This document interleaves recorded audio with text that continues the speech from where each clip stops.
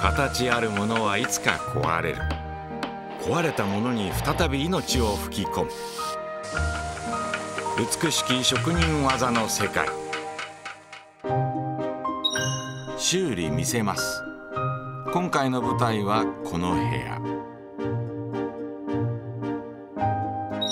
修理人が使う道具は手作りの刃物、刷毛、糊、アイロン、そして数種類の紙と布。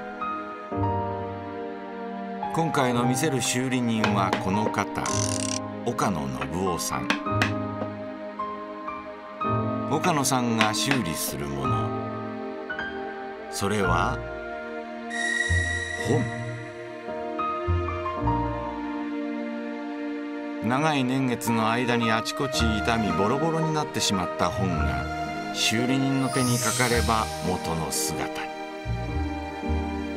傷んだ外国の絵本もかつての美しい装いを取り戻す。そんな噂を耳にしてさまざまな依頼が舞い込む。この道33年の技が大切な本をよみがえらせる。青春の一冊、直します。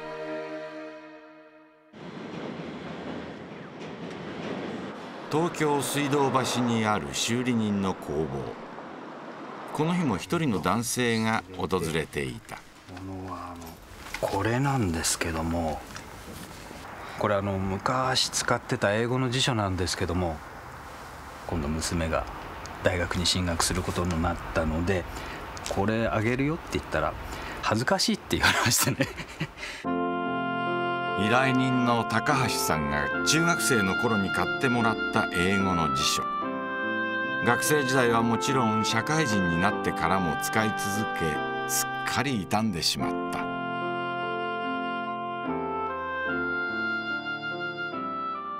このイニシャルは何なんですか？これはぜひとも消していただきたいどうしたんですか？高校の時の彼女のイニシャルですね。辞書は使い込むほど愛着が湧く。その思いを娘にも味わわせたい。そんな願いが修理人の腕に託された。本の状態の確認から修理は始まる。ボロボロになった表紙は本の中身から剥がれ、破れたページもある。中身の損傷は少ないようだが、全体がくたびれている。本を閉じている背の部分が歪み、よじれた背が全体をたるませていた。背って言いますけども、人間の体でいうと背というよりも腰ですよね。一番肝心なところ。この背の歪みから矯正する。万力でハサミ、お手製の刃物を使って古い接着剤を削り取っていく。紙っていうのは一回癖がついてしまうとなかなか取れないので、背を元の状態までしてあげればきちっとした本に変わります。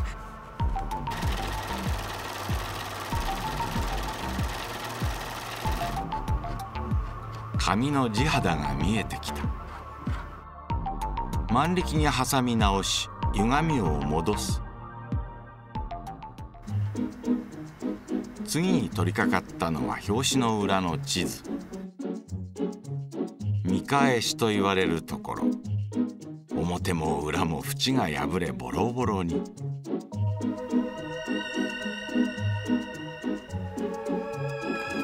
破れてなくなってしまった部分を補う裏打ちと呼ばれる修理を施す。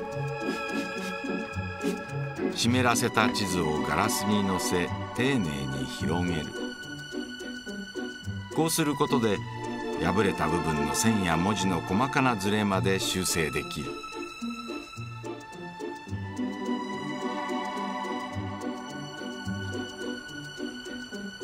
乾いたら糊を塗り新しい紙を貼っていく。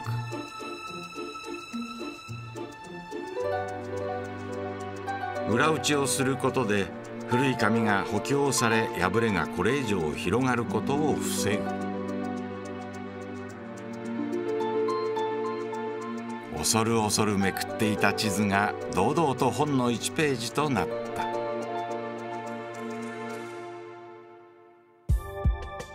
続いては本の角にびっしりできた折れ。ほとんどのページが折れてしまっている。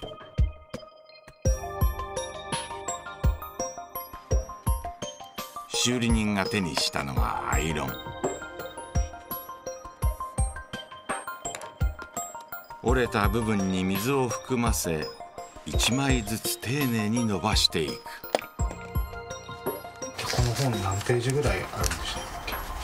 この本は1000ページぐらいあるかな。数えると嫌になりますからね。あまりやりたくない仕事だけども、やった後と、前と全く状態が違うんで、意外と、単純作業でつまらないようだけど、やっぱり楽しさっていうのもどっかにあるような気がします。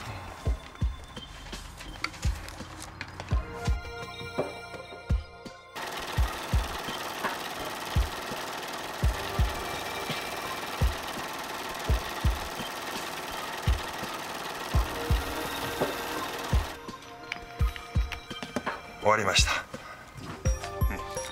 4時間かけて全て伸ばした。続いては依頼人が若さに任せ紫色に塗ってしまった天地と小口の部分。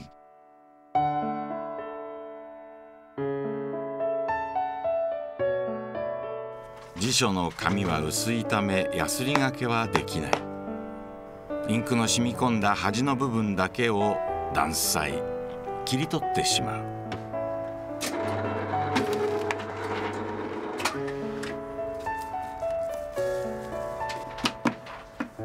青春の思い出もさようなら。少し多めに落としたので染めは全く残ってないですね。文字が切れないギリギリのラインで断裁した。いよいよ背固めと言われる作業で本の形を取り戻す。叩きながら背に丸みを持たせる。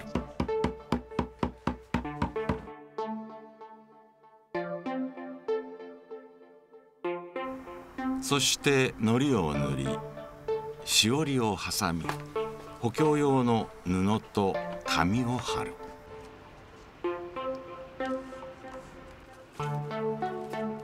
本の中身は完成。最後は劣化してしまった革表紙。ガムテープで補強してきたが、さすがにもう使えない。丈夫なヤギの皮に変え、作業は終了。使い込まれた辞書が新たな装いでよみがえった。折れ目がついていたページの角は新品同様の美しさに。傷みのひどかった表紙と地図も、これならまだ長く使える。ページの側面も本来の色を取り戻した。表紙のエンブレムだけはそのままに父から娘へと受け継がれていく。本は形を作るだけじゃなくて、むしろそれ以上に中身に愛着がある。その点苦労はするんですけども、残したことでまた一段と思い出もそのまま残りますから。修理された本を引き取りに依頼人が再び店を訪れた。娘さんも一緒だ。こちらがこれいや、すごいなすごいなこれ。とか例のユニシャルが跡形もなく消えてますね。そうですね。それは一番最初にチェックさせてもらいました。ぜひ勉強励んでください。はい、ありがとうございます。俺が言うべきことを言ってくれる。